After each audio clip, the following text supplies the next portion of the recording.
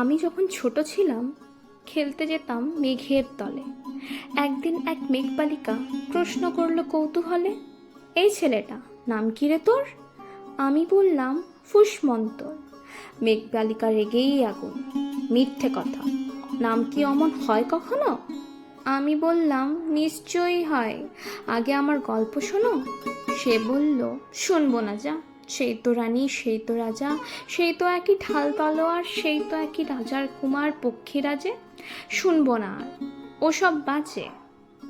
আমি বললাম তোমার জন্য নতুন করে লিখবো তবে। সে বলল সত্যি লিখবি? বেশ, তাহলে মস্ত করে লিখতে হবে, মনে থাকবে, লিখে কিন্তু আমায় দিবি। আমি বললাম তোমার জন্য লিখতে পারি এক পৃথিবী। লিখতে লিখতে লেখা যখন সবে মাত্র 2-4 পাতা, হঠাৎ তখন ভূত চাপলো আমার মাথায়।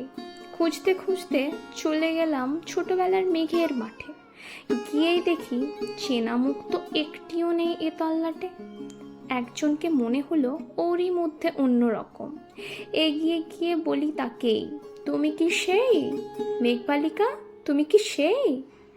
সে বলেছে মনে তো নেই, আমারও সব মনে তো নেই। আমি বললাম তুমি আমায় লেখার কথা বলেছিলে? সে বলল সঙ্গে আছে, ভাসিয়ে দাও গায়ের ঝিলে। আর হ্যাঁ শোনো, এখন আমি মেঘ নই আর, সবাই এখন বৃষ্টি বলে ডাকে আমায়। বলেই হঠাৎ এক মশলাই চুল থেকে নখ আমায় পুরো ভিজিয়ে দিয়ে অন্য অন্য বৃষ্টি বাদল সঙ্গে নিয়ে মিলিয়ে গেল খরস্রোতায়। মিলিয়ে গেল দূরে কোথায়, দূরে দূরে।